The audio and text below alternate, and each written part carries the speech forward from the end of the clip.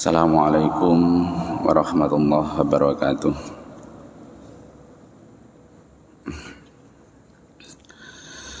Ila hadrati Nabil Mustafa Rasulillah sallallahu alaihi wasallam wa ila ahlihi wa azwajihi wa dzurriyyatihi thumma ila muallifi hadzal kitab al-Fatihah. A'udzu billahi minasyaitonir rajim. Bismillahirrahmanirrahim. Alhamdulillahirabbil alamin arrahmanir rahim maliki yaumiddin. Iyyaka na'budu wa iyyaka nasta'in ihdinas siratal mustaqim siratal ladzina an'amta 'alaihim ghairil maghdubi 'alaihim waladdallin. Bismillahirrahmanirrahim. Wa an Abi Hurairah radhiyallahu anin Nabi, saking Kanjeng Nabi sallallahu alaihi wasallam, annahu sak temene Kanjeng Nabi iku qala ngendika sapa Kanjeng Nabi, man soma ramadhana, man utawi sabane wong iku soma poso sapa man Ramadan ana ulan Ramadan,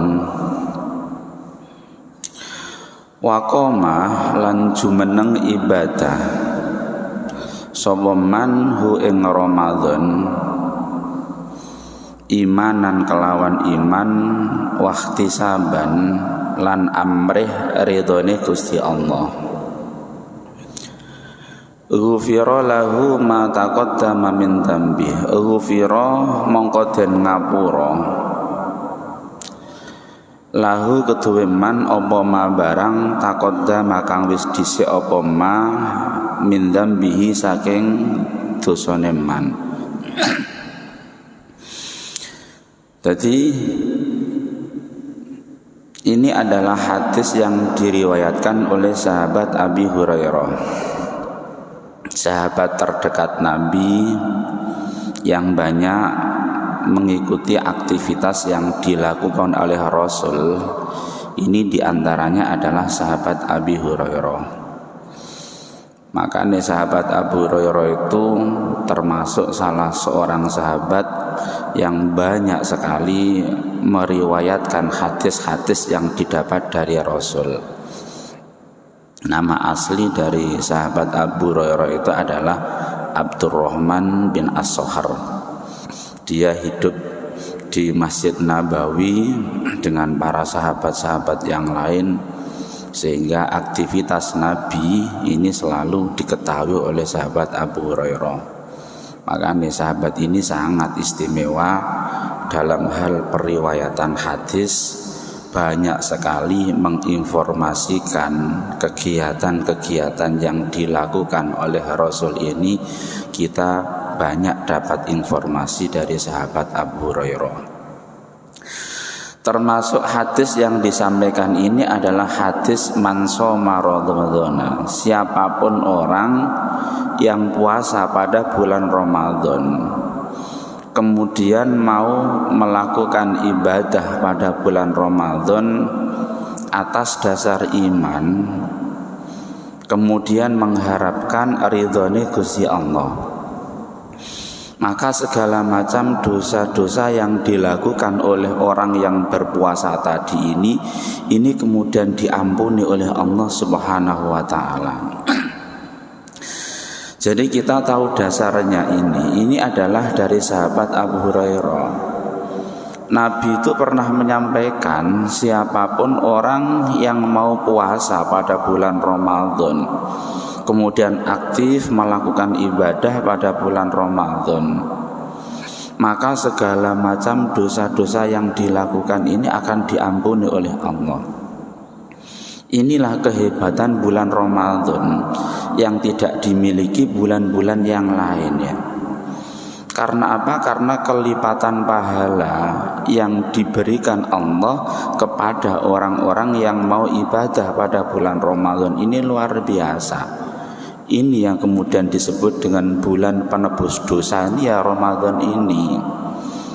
Bisa jadi selama 11 bulan yang telah kita lalui, aktivitas kita itu selalu berlumuran dosa ya. Tiap hari ngelakoni dosa, ngerasani wong gak apik mbek tangga, menipu orang lain dan lain sebagainya. Maka ada satu bulan ini yang memang sengaja oleh Allah dijadikan sebagai bulan di mana kita akan mencuci segala macam dosa-dosa yang kita lakukan. Ini ya terjadi pada bulan Ramadan. Keistimewaan bulan Ramadan kayak gini ini harus kita maksimalkan ya. Jangan sampai kemudian dosa yang kita lakukan ini kita biarkan bertahun-tahun nggak segera kita hapus ya. Bertahun-tahun nggak segera kita cuci, bertahun-tahun semakin nempel pada kulit kita, sehingga pada akhirnya dosa ini ya semakin lama semakin sulit untuk dihapuskan karena sudah begitu lamanya nggak kita bersihkan dosa-dosa yang nempel pada diri kita. Makanya 1 tahun Allah memberikan 1 bulan yang sangat istimewa ini adalah bulan untuk ngeresiki awak kita semua agar supaya selama 1 tahun ini pada bulan Ramadan, setelah Ramadan maka dosa-dosa yang nempel pada diri kita ini kemudian semuanya telah hilang dengan melaksanakan puasa dan amal-amal ibadah yang lain pada bulan Ramadan. Soalnya begini, kenapa kok kemudian Allah memberikan keistimewaan kayak gini ini? Karena surga itu tidak mau dimasuki oleh orang yang masih membawa dosa. Jadi sesuk di saat kita totalan mbek Gusti Allah telah selesai, kemudian mau digiring menuju surga. Di saat kita digiring menuju surga kayak gitu itu, maka di saat umat Muhammad itu masih punya simpanan-simpanan dosa kepada orang lain. Kalau ini belum terhapuskan, maka orang tersebut nggak bisa kemudian secara otomatis masuk ke dalam surganya Allah, itu nggak bisa. Harus mampir dulu ke neraka gitu. Makanya semakin banyak dosa yang kita lakukan, maka bisa jadi kita mampir nang neraka ini juga lama. Semakin sedikit dosa yang kita lakukan, maka semakin sedikit waktu yang kita gunakan untuk mampir ke neraka dulu. Atau bisa jadi kalau dosa kita semuanya diampuni oleh Allah, maka enggak perlu kemudian mampir nang neraka dulu, ya enggak perlu, langsung masuk ke surganya Allah. Karena bisa jadi dalam ayat Al-Quran itu kan wasiqal ladzina taqaw ilal jannati zumaro. Bisa jadi orang itu kemudian masuk geruduk-geruduk nang swarga secara bersama-sama, itu bisa jadi. Wong sapa masjid tiap hari ibadah nang masjid, maka bisa jadi dia kemudian numpak masjid menuju surga Gusti Allah secara rombongan, itu ya bisa terjadi kayak gitu kan. Kalau komunitas kehidupannya itu semuanya orang-orang baik, orang-orang soleh, maka bisa jadi orang kayak gitu itu kemudian berangkat secara rombongan untuk masuk ke dalam surga Gusti Allah, itu bisa jadi. Itu bisa jadi ya. Nah ini pentingnya bulan Ramadan itu kayak gitu ya. Jadi surga itu tidak mau dimasuki oleh orang yang masih membawa dosa, itu tidak mau. Makanya mampir dulu ke neraka itu ya untuk ngeresiki dosa yang kita lakukan. Di saat dosa kita sudah bersih, maka baru kemudian kita diangkut mbek Gusti Allah untuk dipindahkan ke dalam surganya. Tetapi kelebihannya selama umat Muhammad dalam hidupnya masih pernah bersyahadat asyhadu alla ilaha illallah Muhammadur Rasulullah, maka pasti masih ada jaminan masuk surga. Itu masih ada jaminan ya. Ini karenanya maka pada bulan Ramadan kayak gini ini biasanya malaikat-malaikat yang ada di langit ini sengaja diperintahkan Allah untuk turun ke muka bumi ini. Jadi malaikat-malaikat yang ada di langit ini turun ke muka bumi untuk menyaksikan mana di antara umat Muhammad yang pada bulan Ramadan ini ibadah nangone Gusti Allah itu siapa saja. Cuman kita tidak tahu turunnya malaikat itu, kita tidak tahu. Ya wajar karena malaikat itu kan sifatnya imateri ya. Sesuatu yang tidak kasat mata, sesuatu yang tidak kelihatan. Sedangkan kita itu kan materi, sesuatu yang bisa dilihat ya. Tetapi malaikat itu diperintahkan oleh Allah setiap Ramadan kayak gini ini untuk turun ke muka bumi ini untuk menyaksikan siapa di antara umat Nabi Muhammad yang lagi ibadah pada bulan Ramadan. Jadi kehadiran kita kayak gini ini disaksikan malaikat. Hal min taib, adakah di antara mereka yang lagi taubat ya? Fayutabu ilaihi, maka taubatnya pasti akan diterima oleh Allah. Hal min mustaghfirin, adakah di antara mereka yang kemudian minta ampun kepada Allah? Maka pasti keinginan taubat kepada Allah ini kemudian diampuni oleh Gusti Allah. Hal min sa'il, mungkin ada di antara mereka yang pada bulan Ramadan ini lagi minta doa kepada Allah, maka pasti doa-doa yang dipanjatkan oleh orang pada bulan Ramadan ini pasti akan dikabulkan oleh Allah Subhanahu wa taala. Ini kehebatan Ramadan ya, dalam berbagai macam versi hadis itu kayak gitu. Jadi iman kalau tidak kita manfaatkan, apalagi sekarang sudah dapat 14 hari, waktunya kita untuk semakin maksimal meningkatkan ibadah kita pada bulan Ramadan ini harus kita tingkatkan ya. Wa an Abi Hurairah radhiyallahu an aidan halimaneh anin Nabi sallallahu alaihi wasallam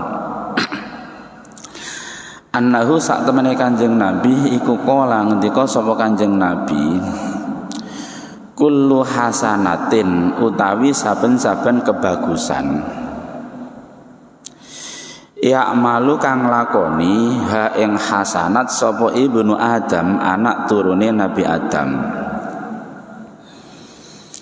tudha'afu mongko den lipat gandakan, dilipat gandakan apa hasanat asron ing 10 ila sab'imiati dzifin tumeka maring 700 tikelan. Jadi wong nglakoni ibadah pada bulan Ramadan kayak gini ini, segala macam kebaikan-kebaikan yang dilakukan ini dilipat gandakan Allah antara 100 sampai 700 tikelan. Kak iso bayang sekali ngaji nang bulan Ramadan, maka kelipatannya itu sampai 700 kali ngaji pada selain bulan Ramadan ya. Kurang enaknya kayak apa Ramadan itu seperti itu ya. Ini hadis Nabi yang nyampaikan Nabi, tidak mungkin kemudian apa yang disampaikan Nabi itu keliru, itu tidak mungkin ya. Ini illa shauma angin poso fa innallaha mongko sak temene Gusti Allah taala iku yaqulu ngendika sapa Kanjeng Nabi, as-shaumu utawi poso iku li keduwe ingsun, wa ana utawi ingsun iku ajza males sapa ingsun bihi kelawan saum, yada tinggal meninggalkan sapa shaim sahwatahu ing keinginane shaim, wa aklahu lan panganane shaim, wa syurbahu lan inumane shaim, min asli krana arah-arahe ingsun. Fasaumu moko utahe poso iku jinnatun, dadi tameng ya, penghalang ya.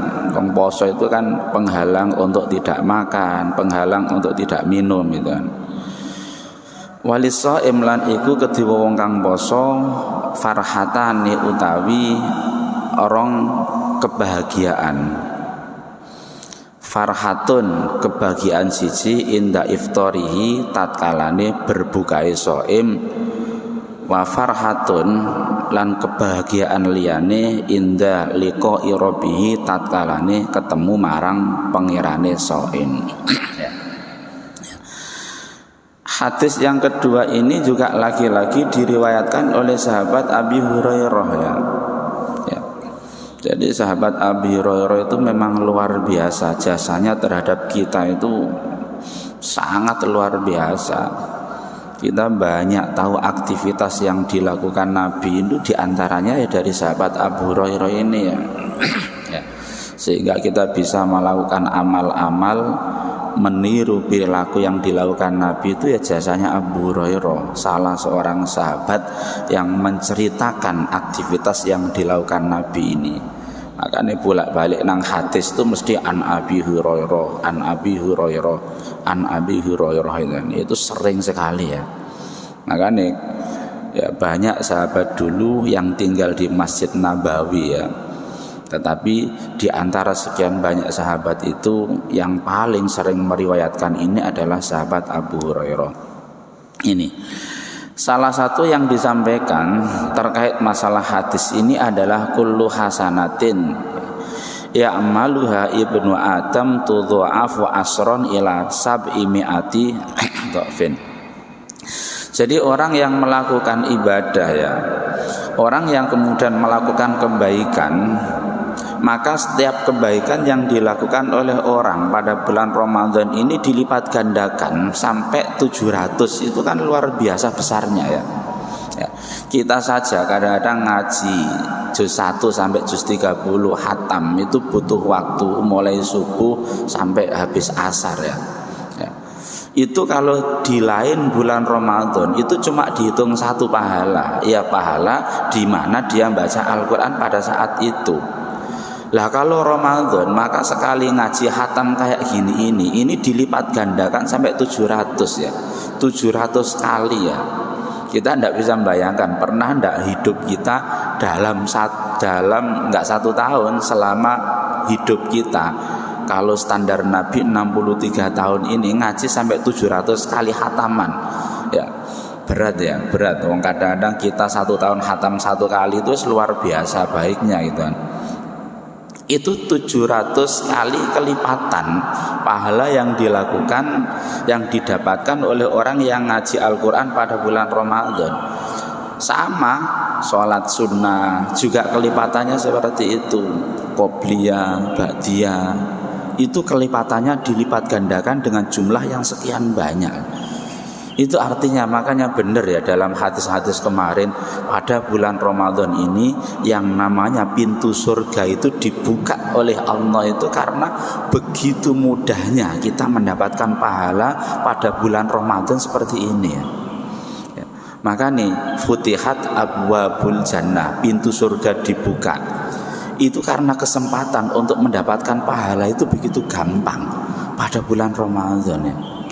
Lah gak gampang ya opo, setiap ibadah dilipat gandakan dengan jumlah yang sekian banyak ya, yang tidak kita dapat pada bulan-bulan selain bulan Ramadan. Ini yang menjadikan keistimewaan Ramadan itu kayak gitu ya, dilipat gandakan. Kenapa bulan Ramadan sangat istimewa? Karena bulan Ramadan itu adalah bulannya Gusti Allah ya. Wasaumu li wa ana ajzibihi. Sayalah yang berhak untuk membalas kebaikan orang-orang yang puasa pada bulan Ramadan ya. Itu. Makanya bulan Ramadan itu sangat istimewa karena ini adalah syahrullah, ulane Gusti Allah. Maka karena ulane Gusti Allah, apapun yang dikehendaki Gusti Allah itu bisa diberikan kepada kita itu dengan begitu mudahnya ya. Makanya orang-orang yang melaksanakan puasa bulan Ramadan itu kalau menurut hadis ini akan mendapatkan 2 kebahagiaan. Satu di saat dia di dunia, yang kedua di saat nanti di akhirat. Di saat di dunia itu kenikmatan yang didapat oleh orang-orang yang ahli puasa itu adalah indal iftar. Di saat dia berbuka itu rasa senenge ati itu luar biasa ya. Jadi ketika maghrib deng itu ati senenge gak pakat, oh rek wis oleh mangan ya. Jadi kebahagiaan sampai kadang-kadang kita kebablasan ya. Kalau sudah menjelang berbuka iku saonone panganan dituku kabeh. Koyok-koyok iso dipangan kabeh ya. Padahal ku gek dige ngombe tok wektu wis wareg ya. Itu kadang-kadang ya, karena ada semacam kebahagiaan batin kita di saat Ramadan ini menjelang maghrib, itu ada kebahagiaan pada diri kita yang sifatnya fisik gitu kan. Tetapi yang terpenting kebahagiaan yang kedua itu di saat nanti kita ketemu mbek Gusti Allah, maka beda antara orang-orang yang sering melaksanakan puasa dengan orang-orang yang tidak sering melaksanakan puasa. Ada kedamaian tersendiri bagi orang-orang yang sering melaksanakan puasa, itu beda dengan yang lain. Ini, jadi inilah kehebatan bulan Ramadan ini. Segala macam pahala yang kita dapat ini akan dilipat gandakan oleh Gusti Allah. Tetapi meskipun demikian, dalam hadis yang lain itu juga diceritakan ya, diceritakan itu artinya bahwa memang pahala dan dosa-dosa yang kita lakukan itu ya, dosa itu juga akan diampuni oleh Allah ya. Tetapi dalam versi hadis yang lain itu juga disampaikan fayaqulu innallaha nadzaru ilaihim wa afa anhum wa ghafara lahum illa arba'atan ya. Jadi ada 4 dosa yang sulit untuk diampuni oleh Gusti Allah ya. Meskipun iso diampuni, tetapi untuk mendapatkan pengumpanan itu, untuk mendapatkan pengampunan dari Allah itu butuh tenaga yang maksimal. Apa 4 dosa yang sulit diampuni oleh Gusti Allah itu meskipun terjadi pada bulan Ramadan? Maka kata Nabi, haula'il arba'ah itu minul khomri, orang yang kemudian terbiasa minum minuman keras ya.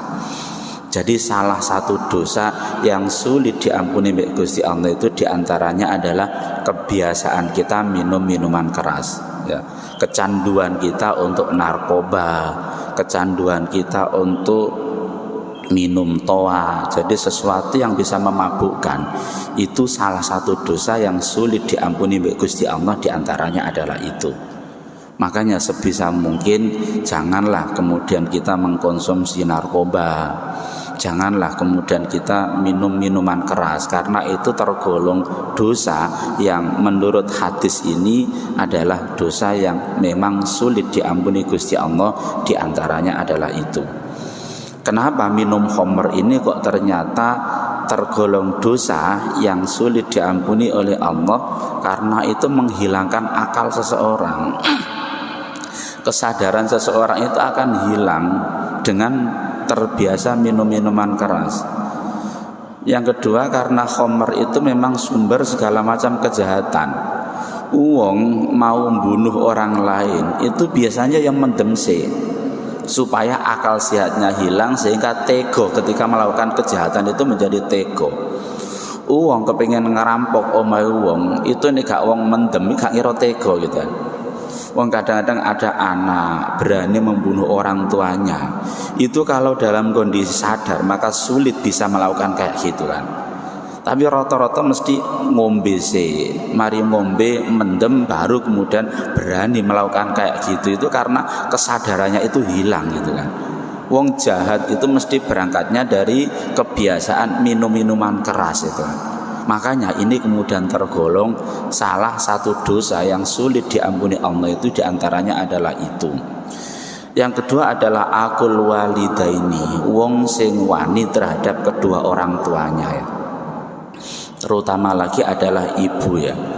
Itu jangan sekali-kali dosa ya dosa, tapi ojo sampai dosa itu tergolong yang berani dengan orang tuanya, itu jangan. Karena ini tergolong dosa yang sulit diampuni oleh Gusti Allah ya. Ya, kita nggak bisa bayangkan dulu ada cerita Alqamah itu kan, padahal dia ahli ibadah, tiap hari ibadah. Sampai di akhir hayatnya Alqamah ini tidak bisa meninggal dunia. Dalam kondisi nazak sekarat dikongkon moco asyhadu alla ilaha illallah Muhammadur Rasulullah itu saja tidak bisa. Padahal dia ahli ibadah ya. Setelah diteliti ternyata dia pernah nyakiti hati orang tuanya, terutama adalah ibunya gitu kan. Di saat Alqamah sakit, Naza mau meninggal dunia, ibunya dipanggil oleh Nabi untuk datang ke situ, tidak mau. Tidak ya. Ya, dulu dia nyakiti saya ya. Bagaimana saya mau datang ke rumahnya gitu. Sampai seperti itu kan. Karena dia tidak bisa mati kayak gitu, diutus lagi sahabat yang lain untuk membujuk orang tuanya supaya datang di saat Naza terakhir Alqamah mau meninggal dunia. Dipanggil yang kedua tetap tidak mau gitu kan. Akhirnya Nabi menyampaikan, sudah, kalau kamu tidak mau datang di saat detik-detik terakhir kematian putra kamu, sudah, sekarang putra kamu mau saya bakar saja. Nabi ngancam kayak gitu kan. Karena ya apa wong tua ketika melihatnya putranya mau dibakar oleh Nabi tetap gak tega gitu kan. Akhirnya dia datang, di saat dia datang menyaksikan putranya Alqamah yang lagi sekarat kayak gitu, maka ibunya menyampaikan, sudah, mulai detik ini kesalahan kamu terhadap saya sekarang tak ampuni, tak sepuro. Maka setelah mengucapkan lafaz kayak gitu, maka Alqamah saat itu langsung segera bisa meninggal dunia dengan tenang ya. Ini dasarnya ibu, orang tua itu seperti itu ya. Makanya dalam hadis itu kan al-jannah tahta aqdamil ummahat, surga itu ternyata berada di bawah telapak kaki ibu, di bawah telapak kaki kedua orang tua. Itu karena begitu hebatnya orang tua ya. Jadi dosa ya dosa, tapi jangan sampai dosa itu tergolong dosa yang sulit diampuni oleh Gusti Allah seperti ini. Ini diantaranya. Yang ketiga adalah qati'ur rahim, orang yang memutus silaturahim. Jadi kekerabatan itu putus ya. Sampai kemudian antara dulur yang satu dengan yang lain tidak bertegur sapa. Itu jangan sampai ya. Itu termasuk dosa yang sulit diampuni oleh Gusti Allah. Apalagi kemudian sampai berhari-hari, bertahun-tahun ini putus, itu jangan sampai. Ini berat ya, karena memutus hubungan silaturahim ini termasuk sulit untuk diampuni oleh Gusti Allah. Ya wis ngalai sajalah, meskipun tidak sopo ya kemudian diapi terus ya, meskipun dielei diapi terus gitu saja. Itu salah satu upaya kayak gitu ya, karena ya memang ya memutus silaturahim kayak gini ini juga akibatnya tergolong dosa yang sulit diampuni oleh Allah. Biasanya kekerabatan itu podo cilik ini sih aman ya, saling menghormati, saling paham antara yang satu dengan yang lain. Biasanya kalau sudah sama-sama nikah, kemudian kadang-kadang karena unsur warisan atau karena kadang-kadang ketepatan dulur sing sito ekonomine tepak, sing sito ekonomine kurang tepak, sehingga antara yang satu dengan yang lain iren-irenan gitu. Itu kadang-kadang terjadi hal-hal kayak gitu. Makanya upayakan semaksimal mungkin jangan sampai tali silaturahim antara saudara yang lain dengan yang lain ini kemudian putus, jangan sampai, karena ini tergolong dosa yang memang sulit diampuni oleh Allah. Yang terakhir adalah musahin.